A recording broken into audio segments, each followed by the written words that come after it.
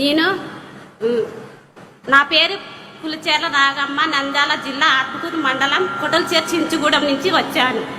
నాకు 5 పిల్లలు, 5 మంది పిల్లలు, 2 కొడుకులు, 3 ఆడపిల్లలు. 5 మంది పిల్లలు పాఠశాలకు వెళుతున్నారు.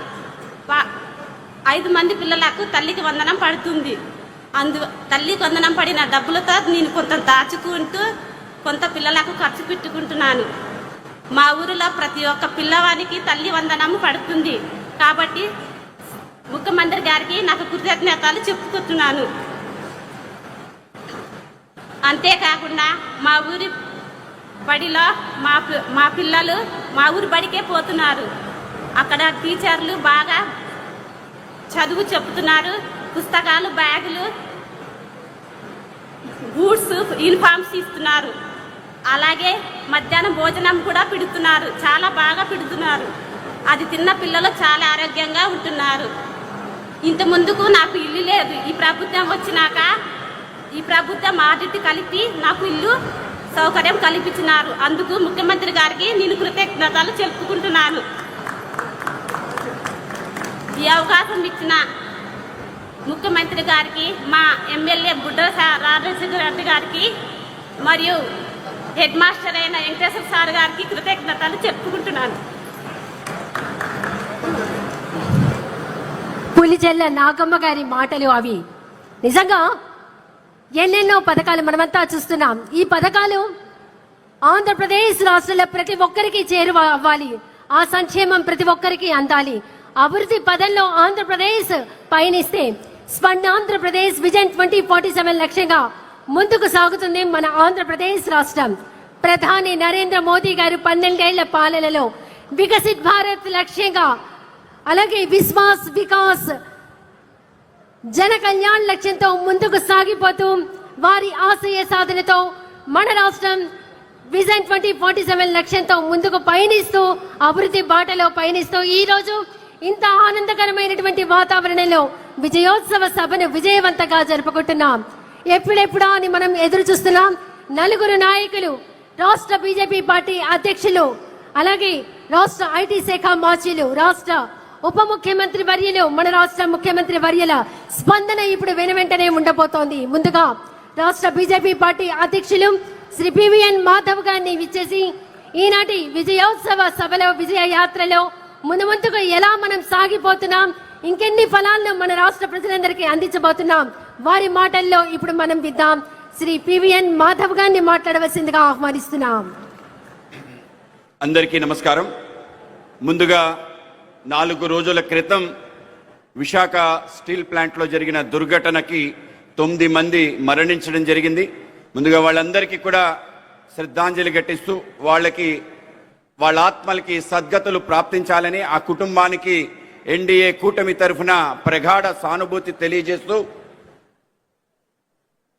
12 సంవత్సరాల నరేంద్ర మోడీ గారి పరిపాలన, 2 సంవత్సరాల చంద్రబాబు నాయుడు గారి నేతృత్వంలో ఆంధ్రప్రదేశ్లో పరిపాలన ఏం సాధించింది అనే ఒక ఆలోచన మనందరం కూడా ఇక్కడికి రావటం, ఆ యొక్క అంశాలు ఏమిటి, నిజంగానే ఈ యొక్క 2 సంవత్సరాల్లో అంత అద్భుతం జరిగిందా?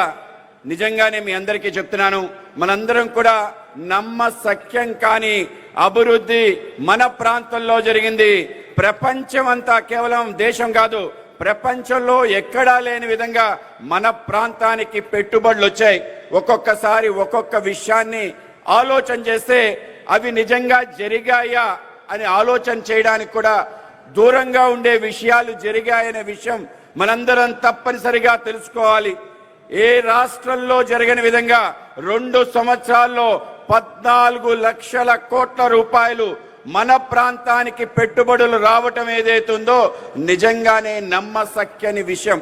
ప్రపంచంలో అతిపెద్ద కంపెనీగా ముందుకెళ్తూ ఆ దేశంలో కాకుండా ఇంకొక దేశంలో అత్యధిక పెట్టుబడులు పెట్టిన గూగుల్ సంస్థ, కేవలం గూగులే కాదు, ఏ మల్టీనేషనల్ కంపెనీ కూడా ఇంకొక చోట పెట్టని పెట్టుబడి మన రాష్ట్రంలో, అది విశాఖపట్నంలో పెట్టడం నమ్మశక్యమని అడుగుతున్నాను. కేవలం అదే కాదు, ప్రపంచంలో ఉండే number 1, number 2 steel plant Arsenal, అలాగే నిపాన్ స్టీల్, వాళ్ళ 2 కంపెనీలు జాయింట్ వెంచర్ అయి వాళ్ళ యొక్క అత్యధిక పెట్టుబడి సుమారు 1,00,000 కోట్ల రూపాయలు పెట్టుబడి కలిగిన ఒక 10 million metric ton steel plant మన ప్రాంతంలో పెట్టడం నమ్మశక్య విషయం అని నేను అడుగుతున్నాను.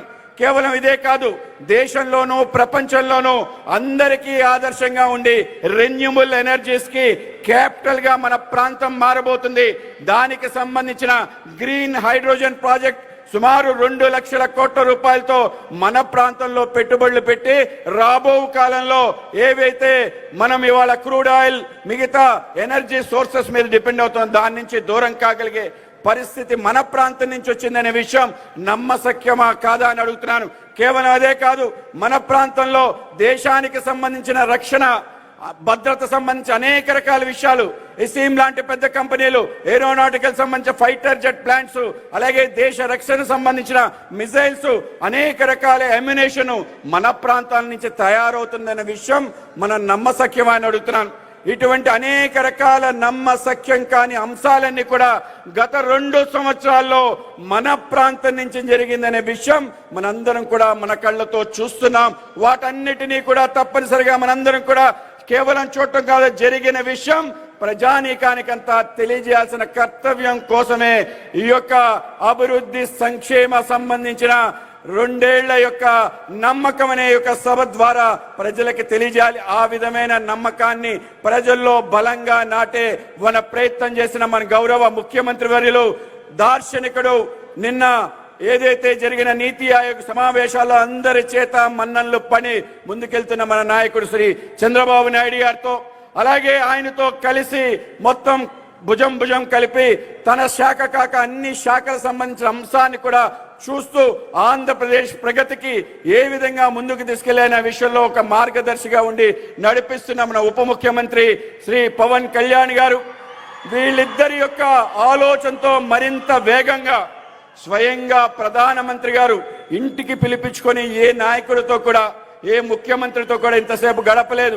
అనేక రకాల విషయాలు మాట్లాడుతూ నువ్వు చేసే పను ఏ విధంగా తీసుకెళ్తున్నావు ఆయన ఆ విధంగా అభినందించిన వ్యక్తి మన యొక్క ఐటీ శాఖ మంత్రి వర్యులు శ్రీ నారా లోకేష్ గారికి అలాగే మన ఆంధ్రప్రదేశ్కి ఏం కావాలి అన్ని రకాల విషయాలు కేంద్ర కేబినెట్ లో ఉంటూ ముందుకు నడిపిస్తున్న వ్యక్తి మనందరి యొక్క నాయకుడు మన యొక్క రామ్మోహన్ నాయుడు గారికి అలాగే మన పెంబసాని చంద్రశేఖర్ గారికి వేదిక పైన ఇతర మంత్రివర్గ సహచరుల మంత్రివర్గ సభ్యులందరికీ ముందున్న ఎమ్మెల్యేలకి అలాగే ఎమ్మెల్సీలకి అనేక రకాల చైర్మన్లకి అలాగే ఈ యొక్క కార్యక్రమానికి విశేషంగా విచ్చేసిన 3 పార్టీల సంబంధించిన నాయకులందరికీ అలాగే మనందరినీ ఈ విధంగా నడిపించడానికి ముందుకెళ్ళడానికి కారణమైన కార్యకర్త సోదరులందరికీ కూడా ముందుగా చేతులెత్తి నమస్కరిస్తూ ఈ ప్రభుత్వం కేంద్ర రాష్ట్ర ప్రభుత్వాలు 12 సంవత్సరాల ఎన్డీఏ పరిపాలన 2 సంవత్సరాల ఆంధ్రప్రదేశ్ లో ఈ యొక్క ఎన్డీఏ పరిపాలన చేసిన అనేక రకాల విషయాలు అన్బిలీవబుల్ మిషన్ ఇంపాసిబుల్ ఫినామినల్ లాంటి అనేక రకాల ఏవైతే ట్యాగ్లైన్స్ ఉన్నాయో అన్ని ఇచ్చినా సరిపోదనే విషయం తప్పనిసరిగా గుర్తుంచుకోవాలి. మనం ఎవరు కూడా అధైర్యపడాల్సిన ఆలోచించాల్సిన అవసరం లేదు. అనేక రకాల దుష్ట శక్తులు వీటిని దూరం చేసే ప్రయత్నం చేస్తారు. నిన్న స్టీల్ ప్లాంట్ లో దొరకడం జరిగితే అనేక రకాల విషయాలు మాట్లాడారు, వచ్చారు, అక్కడ జనాల్ని తప్పుదోవ పట్టించే ప్రయత్నం చేశారు.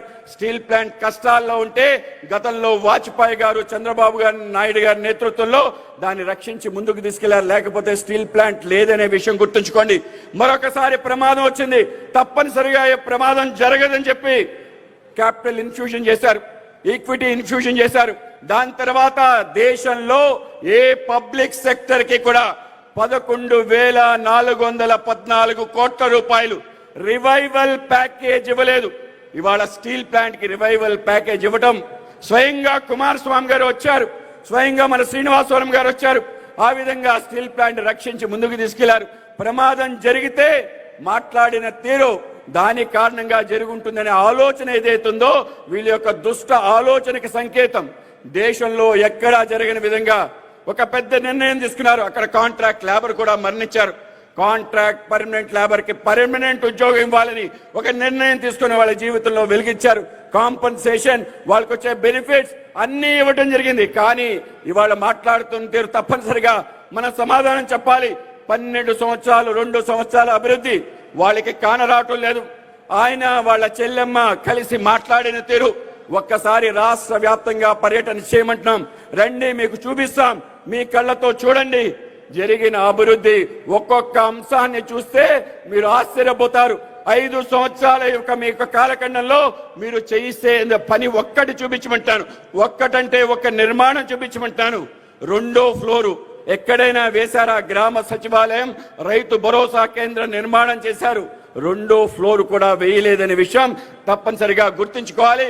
ఆ విధంగా చేసి రాష్ట్రాన్ని అరాచకం చేసి ఈరోజు ఏ విధంగా మాట్లాడతారని చెప్పి వాళ్ళని ప్రశ్నించి ఒక్కసారి మీ గురించి ఒకసారి ఆలోచన చేసుకోండి. రాష్ట్ర వ్యాప్తమైన అరాచక పరిపాలన చరమగీతం గాడుస్తూ ప్రజలందరి యొక్క నమ్మకాన్ని, విశ్వాసాన్ని చురుగుని 94% పైగా శాసనసభలో ప్రాతినిధ్యం ఇవాళ కూటమికి ఇచ్చి ముందుకు తీసుకెళ్తున్న తీరు తప్పనిసరిగా మనందరం పునరంకితం కావాలి. ఏ అంశం కోసం మన అధికారంలోకి వచ్చాం, ఏ అంశాలు ఆధారంగా మనం పనిచేస్తున్నాం, 12 సంవత్సరాల నమ్మకం, ఆ నమ్మకాన్ని తప్పనిసరిగా ప్రజల్లో నిలబెట్టే అన్ని రకాల కార్యక్రమాలు చేయాలి. ఈ రాష్ట్రంలో కన్ని విని ఎరుగుని అభివృద్ధి తప్పనిసరిగా మనం సంపద సృష్టించాలి. ముఖ్యమంత్రి గారు చెప్పారు, అధికారంలోకి వచ్చిన తర్వాత సంక్షేమ కార్యక్రమాలు సంపద సృష్టించబడుతుంది. 1 సంవత్సరంలో తప్పనిసరిగా ఈ యొక్క 14 లక్షల కోట్ల రూపాయలు వాస్తవ రూపం దాలుస్తున్నాయి. ఏది పేపర్ మీద లేదు, గ్రౌండ్ పైన ఉన్నాయి, అన్ని నిర్మాణం అవుతున్నాయి. తప్పనిసరిగా వీటి ద్వారా అనేక రకాల సౌకర్యాలు, సంపద తప్పనిసరిగా సృష్టించబడుతుంది. మరింతగా ప్రజలకి సంక్షేమం అందించడానికి కేంద్ర రాష్ట్ర ప్రభుత్వాలు ఉన్నాయి అనే విషయం మనందరం కూడా తప్పనిసరిగా తెలుసుకొని ప్రజల్లోకి వెళ్ళి మరింత బలంగా, మరింత ధైర్యంగా, మరింత నమ్మకంతో ప్రజలకి తెలియజేయాలి. ఏ రాష్ట్రంలో జరిగినంత అభివృద్ధి మన ప్రాంతంలో జరిగింది. ప్రతి గ్రామం, ప్రతి గడప అన్ని రకాల సౌకర్యాలు కలిగాయి. ఇవాళ తప్పనిసరిగా మనం గడప గడపకెళ్ళి వాళ్ళ యొక్క డోర్ని కొట్టి మీ ఇంటికి నరేంద్ర మోడీ గారు వచ్చారు, మీ ఇంటికి చంద్రబాబు నాయుడు గారు వచ్చారు. తప్పనిసరిగా వాళ్ళకి చూపించే బాధ్యత